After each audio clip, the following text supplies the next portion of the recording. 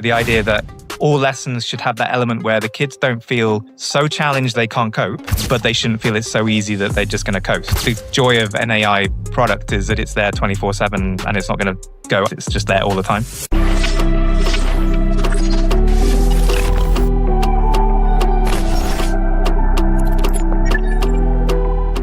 There's that famous educational research guy called Bjork, and he talks about something called desirable difficulty.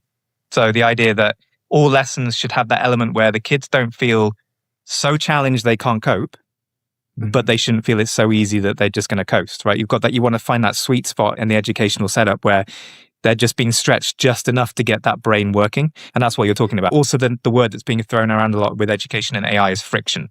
It's like this element of, it's not too easy. It's not just out. You've got to have that little element of friction for your brain to kind of learn and do its thing. And you can get AI to do that. Like you were saying about exam revision. If you set up your AI in a way that it's still questioning you rather than just giving you answers, then that kind of works, right? If you prompt it initially or you get it into a chatbot where it's kind of set up so it's not giving you answers, but it's kind of an AI tutor, a way that you're having a conversation with it and it's chucking in questions. And then when you give an answer, then it will push back and say, yes, but what about this and that kind of stuff, right? That's quite a valuable way of using it because, of course, we all have adults we could go to speak to. We've got teachers, we've got friends and family, but sometimes they're not available at that particular moment.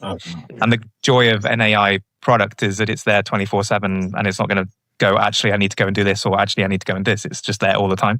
So from that point of view, it can be used really well. But as you said, it has to be used in a way that the challenge is still there. It's called Socratic, questioning, where it's never going to give you everything. It's going to dig a little bit further. It's going to push you further to explain yourself better. And yeah, again, AI can be really useful for that purpose, but not if you're just handing over your brain over to it. I like that, what you just said, because there's an AI expert called Sabrina Renaud. I don't know if you heard of her.